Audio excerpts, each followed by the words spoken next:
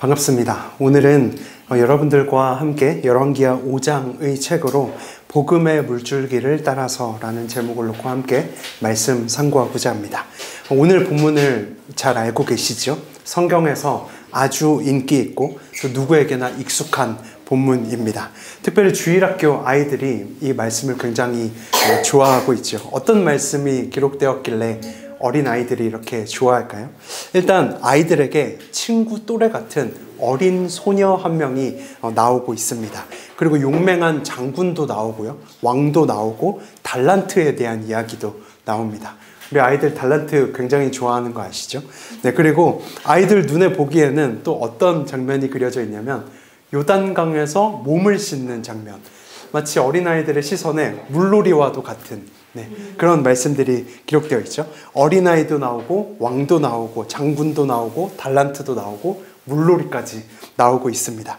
그래서 저희들이 이 말씀을 마주했을 때 당면하게 되는 위기는 내가 너무 이 본문을 잘 알고 있다라고 하는 위기입니다. 나아만이라고 하는 사람이 있었는데 그 사람은 아팠지. 그런데 요단강에서 7번 몸을 씻어 나았지. 이런 종류의 말씀만을 이야기하고 있는 것일까요?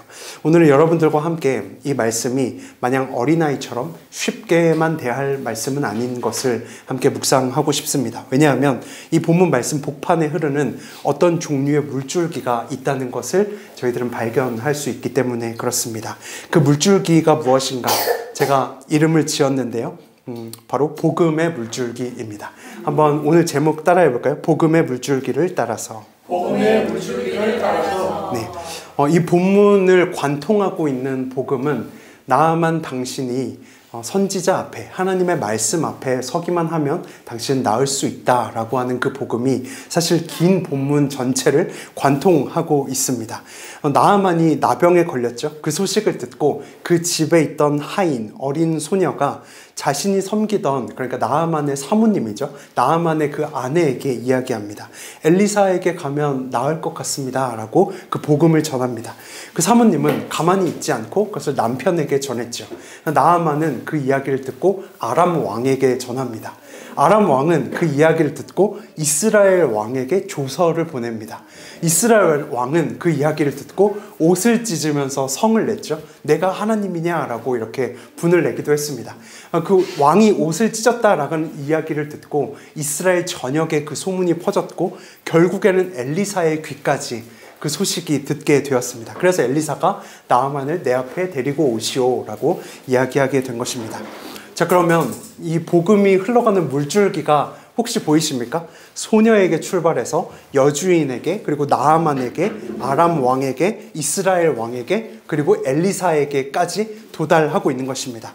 오늘은 여러분들과 함께 이 복음의 물줄기를 따라서 그 복음이 어떻게 흘러가고 있는지 저희들이 상고해보고, 또 그 끝에는 어떤 결론이 있는지 상고해보고, 또 그 안에서 우리가 취할 말씀은 무엇인지 한번 발견해 볼 수 있는 축복이 있기를 주님의 이름으로 소원합니다.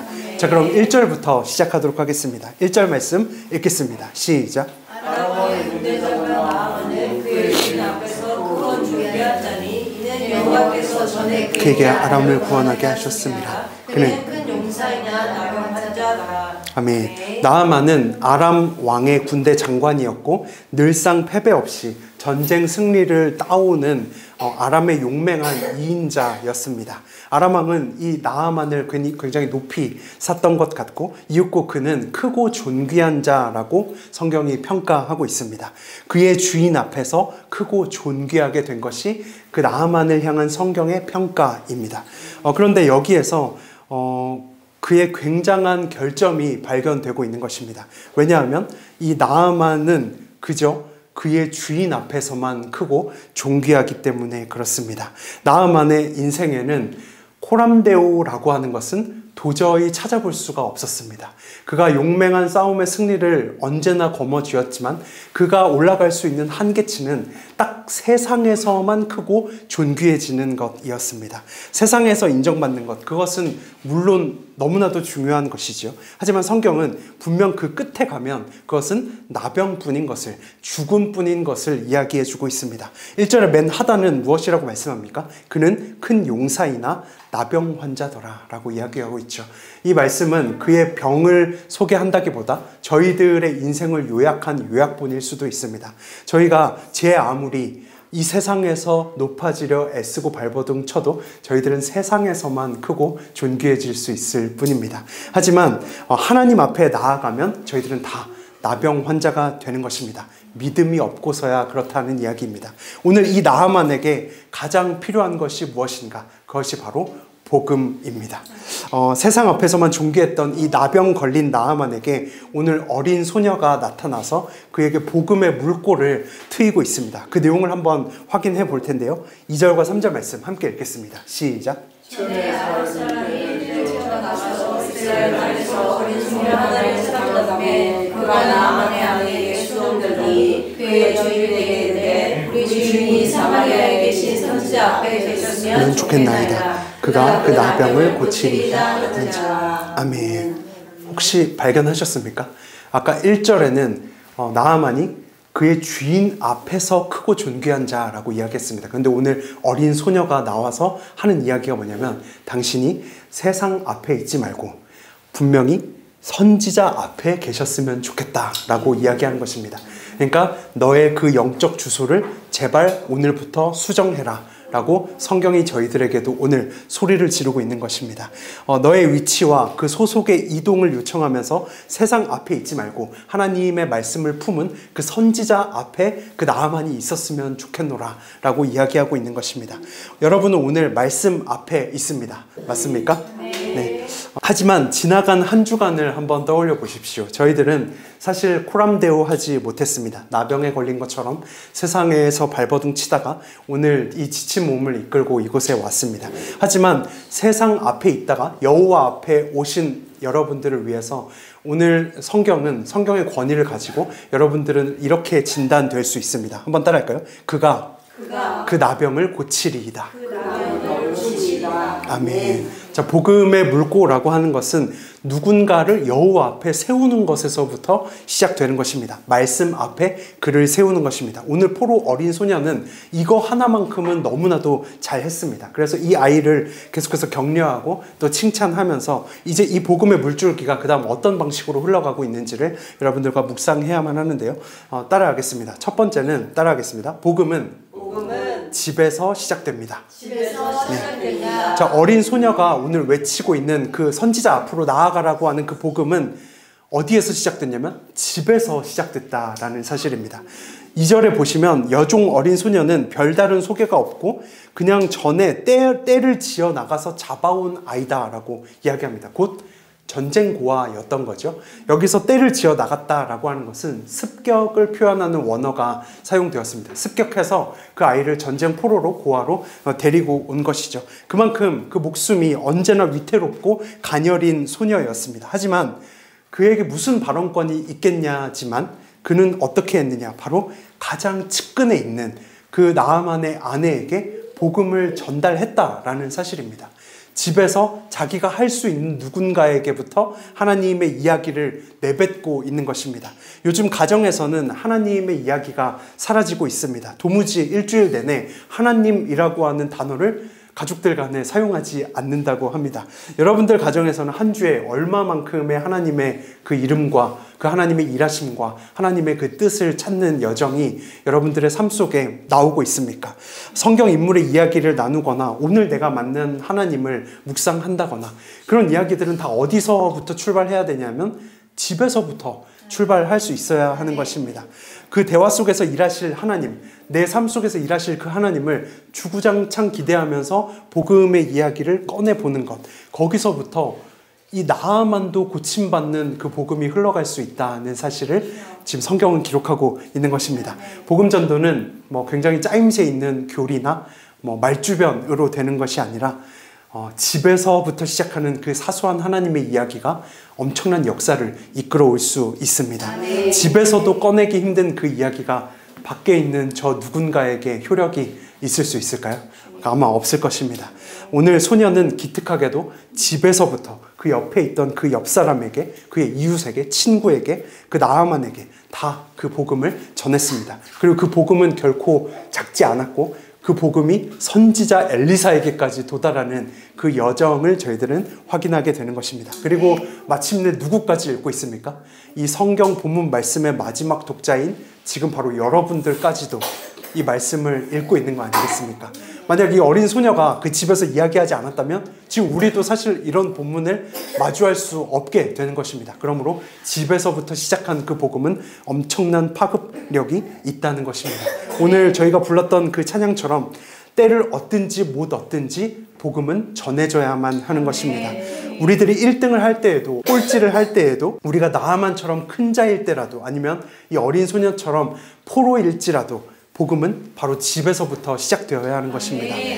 복음에 대한 사람들의 인식이 우호적일 때도 혹은 적대적일 때도 이 복음은 그저 전해져야만 합니다. 출발만 하면 됩니다. 왜냐하면 출발만 하면 이제 이 물줄기는 정해져 있고 복음은 흘러가게 되어 있기 때문에 그렇습니다. 한번 말씀으로 확인하겠습니다. 읽겠습니다. 시작. 너는 말씀을 전파하라. 때를 얻든지 못 얻든지 항상 힘쓰라. 범사에 오래 참음과 그침으로 항상 힘쓰라 라고 기록합니다. 왜 힘쓰라고 할까요? 힘든 거니까 힘쓰라고 이야기하는 거겠죠. 하지만 여기 성경은 계속해서 이어서 범사에 오래 참아야 하며 권해야 한다고, 그것이 복음이라고 성경은 기록하고 있는 것입니다. 우리 메시지처치 성도님들이 바로 오늘 집에서부터 가장 측근에게, 이웃에게, 그 친구에게 이 하나님의 이야기를 꺼내볼 수 있는 축복이 있기를 주님의 이름으로 소망합니다. 자, 그럼 첫 번째가 집에서부터 시작된다 였고, 두 번째도 따라하겠습니다. 복음은 아가페 사랑으로 전해야 합니다. 아가페 사랑으로 전해야 합니다. 네, 좋습니다. 오늘 본문 저희가 함께 읽었지만 사실 사랑이라고 하는 단어는 나오지 않고 있습니다. 하지만 이 복음을 전하고 있는 여자 어린아이에게는 엄청난 사랑이 있다는 것을 저희들은 발견하게 됩니다. 왜냐하면 이 복음을 전하고 있는 어린 소녀는 사실 전쟁 고아입니다. 그러니까 내 가족을 죽인 아람 장군을 살려보려고 지금 마음을 먹고 있는 것입니다. 내 가족과 생이별을 하게 만든 그 장본인에게 살 길을 제시해주고 복음을 전해주고 있는 거죠. 병만 낫는 것이 아니라 그의 영원한 구원의 문제까지도 회복되길 바라는 마음으로 복음을 전해주고 있습니다. 이것은 보통 사람들에게는 정말 힘든 일이 아닐까요? 여러분들이 가족을 잃고 예를 들어서 북한으로 잡혀갔다고 생각해 봅시다.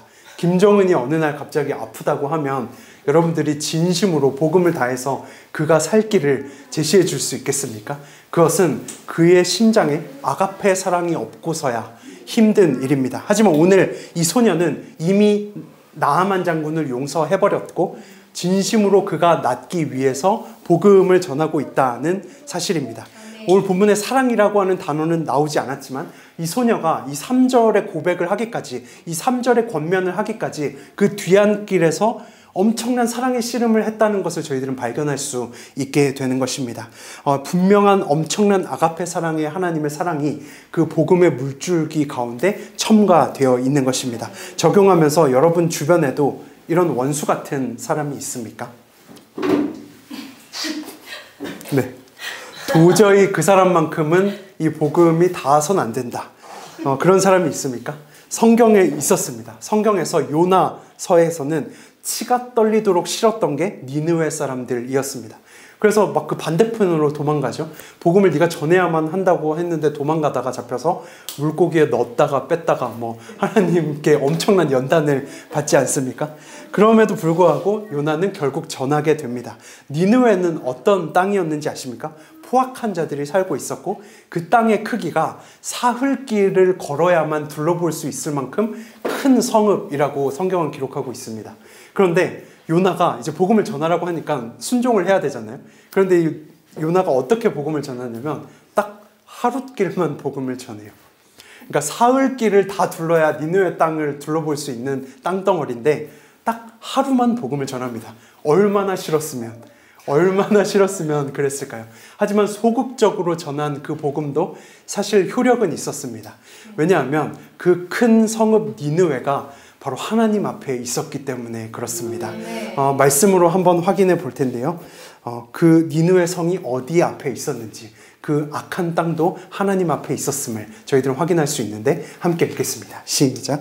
요나가 여호와의 말씀대로 일어나서 니느웨로 가니라. 니느웨는 사흘 동안 걸을 만큼 하나님 앞에 큰 성읍이더라. 요나가 그 성읍에 들어가서 하루 동안 다니며 외쳐 이르되 40일이 지나면 아멘. 보셨습니까? 아마 저 같으면 그 사람들이 너무 미워서 이렇게 했을 것 같아요. 하나님 믿으세요. 니느웨가 무너집니다. 막 이렇게 소극적으로 하지 않았을까요?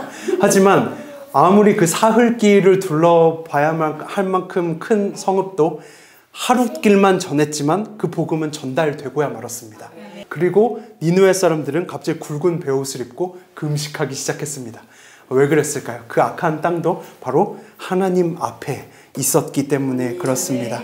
우리에게도 이 상식 밖의 끌어안음, 이 원수를 사랑한 끌어안음을 가지고 복음을 흘려보낼 수 있어야 하는 것입니다. 용서할 수 없는 자를 용서하는 것, 그것은 우리로선 사실 너무나도 힘든 일이지만 하나님이 먼저 하셨기에 어려워도 저희들은 말해야만 하는 것입니다. 그분이 첫 열매 되셨고 우리는 그 뒤를 따르는 제자들입니다. 그렇다면 우리들은 어떤 마음을 가져야만 할까요? 그 용서가 어렵겠지만, 그 용서가 너무나도 어려운 일임을 알지만 그 마음이 우리 안에서도 조금씩 자라날 수 있기를 간구해 보는 것, 그것이 이 말씀에 어쩌면 저희들이 할 수 있는 최선의 적용이 아닌지 생각해 보게 되는 것입니다. 아가페 사랑으로 이 어린 소녀는 그 나아만에게 복음을 전했다라고 하는 사실이 저희들이 두 번째 묵상해 볼 문장이었습니다. 자, 그러면 세 번째인데요. 한번 따라하겠습니다. 삶에서 증명한 복음을 보여줄 때 경청합니다. 네. 오늘 말씀에서 우리가 놀라는 마지막 이유가 무엇인지 아십니까? 뭐냐면 그것은 바로 이 어린 소녀의 전도가 귀족 나아만에게 어째서인지 통했다라는 사실이 너무나도 신기하고 궁금해져야만 하는 것입니다. 어떻게 노예의 말이 그 귀족에게 들렸을 수 있을까? 노예의 자리는 기본적으로 발언권이 없죠. 권세도 없고 선동력도 없습니다. 그건 보통 저 위에 고위직에 있는 사람들이나 할 수 있는 것이죠. 하지만 나아만 장군이 그 주변에 많고 많은 조언자와 권력자들의 조언을 뿌리치고 선택한 권면은 어린 포로 전쟁고와 소녀의 권면을 받아들인 것입니다. 그러면 이것은 다르게 말해서 곧 거꾸로 해석하면 그 어린 소녀가 그간 그 집에서 종살이를 할 때 이 나아만과 여주인에게 대체 얼마만큼의 신뢰를 얻었고 신임을 얻었는지 그것을 저희들은 충분히 묵상해 볼 수 있게 됩니다. 그러기에 복음을 전하는 사람이 되어야 하지만 그 이전에 우리가 해야 될 것은 복음에 합당한 사람이 먼저 돼버리는 것입니다.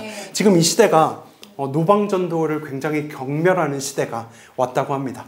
길에서 전도를 하면 그렇게 좋은 것은 당신이나 믿으십시오. 나한테 권하지는 마십시오. 라고 하는 시대가 왔습니다. 왜 그렇게들 이야기할까요? 그것은 어쩌면 우리들이 그간 쌓아놓은 신뢰가 그들 앞에서 사실 바닥이 났기 때문에 그런 것입니다. 우리에게서 도무지 예수 그리스도의 냄새가 전혀 나지 않기 때문인 줄로 압니다. 그렇기 때문에 우리가 아무리 바른 말을 연속으로 전해도 그들의 귀에 들어가지 않는다면 사실 저희들이 가장 먼저 정비해야 할 것은 거울을 먼저 보는 것입니다. 만약에 오늘 이 본문을 가지고 영화를 만든다면 나아만 장군과 그 내외 부부의 대사 속에 이런 이야기가 있었을지 모릅니다. 한번 따라해볼까요? 어린 소녀야, 너의 말이라면 무엇이든 믿겠다. 네, 어린 소녀는 그 집에서 종살이를 하면서 그의 종살이 가운데에서도 발언권이 인정될 만큼의 신임을 얻으며 충성했던 사람이었습니다. 믿는 자로서 뭔가 달라도 다른 모습이 그에게 있었다라는 것입니다. 역시 그리스도인이었구나 라고 하는 사실을 보여주는 것이죠. 사실 이번 주에 우리 마음이가 감기에 걸려서 어제 아침이죠. 어제 아침에 아침밥을 먹고 곧장 병원에 제가 데리고 갔습니다. 갔더니 대기가 12명이 있더라고요. 그래서 12번째 대기에 이렇게 기다리고 있었는데 저희 앞에 11번째 대기 번호 순서의 분이 어떤 한 분이 그 병원에 들어오시면서 커피를 캐리어에 이렇게 담아서 4잔 정도였던 것 같아요. 4잔을 이렇게 카운터에다가 탁 놓고 별 말씀 안 하시고 가서 딱 앉으시더라고요. 수고하신다고 아마 간호사님들을 섬기는 마음으로 그렇게 하셨던 것 같아요. 그랬더니 저는 이제 그 앞에 있었기 때문에 그 간호사 선생님들의 화색이 갑자기 확 살아나는 것을 저는 보게 되었어요. 그래서 근데 뭐 특별한 생색도 내지 않고 그냥 그렇게 섬기시더라고요. 그래서 이제 그분은 진료받고 나가시고 저도 제 차례가 되어서 이제 진료를 받고 약국으로 갔어요. 근데 약국으로 갔더니 아까 그분이 거기서 약을 받고 계시더라고요. 제 앞순서였기 때문에 약을 받고 계시더라고요. 그래서 제가 이렇게 들어갔는데 갑자기 그분이 저를 뭐 이렇게 쳐다보시는 거예요. 갑자기 그분이 저를 막 이렇게 쳐다보시길래 뭐지 이렇게 했는데 갑자기 봤는데 교회? 이렇게 얘기하시는 거예요. 갑자기. 네, 그렇게 이야기하시면서 메시지 처치를 팔로우하고 있다. 잘 보고 있다. 그렇게 이야기하시면서 저희가 이제 천안성전에 지금 장소가 이전됐잖아요. 그 소식도 다 알고 계시고 그렇게 이야기하시는 거예요. 그래서 뭐 이렇게 소소한 이야기를 나누고 했는데 제가 속으로 외쳤던 문장이 있었습니다. 그게 뭐냐면 역시 그리스도인이었구나 라고 하는 문장이었습니다. 그분과 이제 헤어질 때는 어떤 이야기를 했냐면 다음에 한번 갈게요 이렇게 이야기하시더라고요. 연락처도 주고받지 않았지만 혹시 오늘 이 영상을 보신다면 네, DM을 주시고 네, 한번 인사하는 시간이 있었으면 좋겠습니다. 아무튼 저희들에게도 뭔가 달라도 다른 무엇인가가 있어야만 한다는 것입니다. 그때 제가 그분하고 대화할 때 약사분이 이렇게 걸어가시다가 뒤를 돌아 쳐다보시더라고요. 아마 이런 대화의 모든 흐름들을 뭐 또 엿들었겠죠. 하지만 그럼에도 불구하고 그가 그리스도인이었다는 것을 알게 되면 그가 얻었던 그 신임은 사실 커피 한 잔에도 그 복음이 들어가서 전할 수 있게 되는 것입니다. 그것은 그저 3,000 얼마짜리 복음이 아니라 엄청난 복음을 저희들이 전할 수 있다는 사실입니다. 그러므로 복음을 잘 전해야 하지만 저희들이 더 먼저 준비해야 하는 것은 거울을 보고 내가 말씀답게 서 있는지를 먼저 바라보는 것이 더 중요한 것입니다. 성경 말씀에서 가장 유명하고 멋진 그 일으킨 고백 중에 그 역사 중에 하나는 아마 그 안진뱅이가 일어난 사건일 수 있는데 우리 말씀으로 한번 읽겠습니다. 시작. 베드로가 이르되 은과 금은 내게 없거니와 내게 있는 이것을 내게 주노니 나사렛 아멘. 정말 너무나도 잘 알고 유명한 이 본문의 말씀이죠. 이 익숙한 말씀의 메시지가 그 힘을 발휘하게 된 원동력이 무엇인지 아십니까? 사실 그 이전에 더한 원동력이 있었습니다. 그 원동력이 무엇인지 우리 한번 보겠습니다. 읽겠습니다. 시작. 베드로가 요한과 더불어 주목하여 이르되 아멘. 자, 복음을 전하기 전에 먼저 내가 변화된 나를, 예수 그리스도로 인해서 이제 새롭게 된 나를 먼저 봐라. 내 안에 있는 복음을 봐라 라고 당당하게 청할 수 있고 소리 지를 수 있어야 한다는 사실입니다. 그러므로 우리도 말씀을 보라고 외칠 게 아니라 내 삶의 행위로 신임을 주고 내 삶에 새겨진 말씀의 흔적을 보여주는 것이 훨씬 더 효력이 좋다라는 말씀입니다. 나아만은 오늘 그 소녀의 내면과 외면에서 흘러나오는 모든 복음을 가지고 그에게 복음을 외쳤고 그 복음은 나아만을 경청하게 만들었습니다. 오늘 말씀에서 나아만 이야기를 거의 하지 못했지만 나아만이 잘한 것은 경청입니다. 이 어린 소녀의 말에도 경청했고 그리고 누구의 말에도 경청했습니까? 이제 막 요단강 물이 더럽다 막 이렇게 버럭버럭 소리 지르다가 돌아가려고 했을 때 무명의 종들이 그를 붙잡지 않습니까? 더 어려운 걸 시켜도 해야 할 판국에 이거 하나만큼 못합니까? 라고 했을 때도 그 무명의 종들의 말에도 경청합니다. 그래서 하나님의 말씀에도 경청하게 됐고 그 모든 결론은 이제 해피엔딩으로 끝나게 되는 것이죠. 우리 14절 말씀을 함께 읽겠습니다. 시작. 하나님의 사람의 말대로 요단강에 7번 몸을 잠그니 그의 살이 어린아이의 살같이 회복되어 아멘. 보십시오. 세상 앞에서 기고만장했던 그 나아만의 삶이 그 복음이 내려가게 만들고 있습니다. 한번 따라해 볼까요? 이에 내려가서. 이에 내려가서. 네, 복음의 순 기능입니다. 복음이 저희들에게 잘 전달되면 그 순기능 중에 가장 중요한 것 하나는 자기 부인입니다. 그 복음 때문에 내가 잘났다 떵떵거리는 것은 바리새인들이 그렇게 하는 것입니다. 외식하는 자인 거죠. 외식하는 자는 성경에서 휘포크라테스라는 원어를 가지고 있는데 그것은 다른 말로 배우라는 뜻입니다. 이 연기자야 라고 소리를 지르는 것입니다. 그러니까 내려가야 하는 삶을 보여주는 사람만이 복음을 제대로 들은 사람인 것입니다. 예수님도 내려오지 않으셨습니까? 그 하나님의 아들이 우리를 위해서 내려오셨습니다. 어디로 내려오셨습니까? 그 비위생적이고 축축한 말 밥통 같은 곳으로 저희들을 위해서 내려오지 않으셨습니까? 그러므로 복음은 저희들을 언제나 내려가게 만듭니다. 그럼 내려가면 뭐가 있습니까? 내려가면 뭐가 있냐면 이 복음의 물줄기가 흐르고 있습니다. 그렇기 때문에 우리도 그 요단강에 내려가서 그 복음의 물줄기에 합류해서 그 물의 씻음을 받아 구원의 자리로 하나님의 품까지 저희들은 달려갈 수 있어야 한다는 사실입니다. 그 복음의 물줄기에 우리가 합류할 수만 있게 된다면 그것에게 주어진 성경의 약속하고 있는 것은 바로 구원입니다. 우리 메시지 처치 성도님들이 오늘부터 이 복음의 물줄기에 다 내려오셔서 합류하시고 낮은 곳으로 흐르시고 그래서 생명의 복음의 은혜를 누릴 수 있기를, 그래서 이 하나님의 품 안에서 저희가 다 함께 만나뵐 수 있기를 주님의 이름으로 축원합니다. 자, 말씀을 정리하겠습니다. 오늘 복음의 물줄기를 따라서 라고 하는 말씀 나눴죠. 첫째, 복음은 집에서부터 외칠 수 있어야 됩니다. 둘째, 복음은 세상 사랑이 아니라 아가페 사랑을 가지고 전할 수 있어야 됩니다. 셋째, 복음은 교리가 아니라 우리를 보라고 소리 지르면서 신임을 얻고 신뢰된 모습으로 복음을 외칠 수 있어야 됩니다. 넷째, 마지막은 복음은 우리를 내려가게 만듭니다. 그 내려간 그곳에서 우리들은 복음의 물줄기에 합류되고 구원의 자리를 얻게 되는 것입니다. 우리 이 말씀들이 또 여러분들의 삶의 한 주간을 장악할 수 있기를 축복합니다. 여러분들의 삶 가운데 한 주간 이 말씀들이 생각날 수 있기를 축복합니다. 이 말씀이 여러분들의 삶을 바꿀 수 있기를 축복합니다.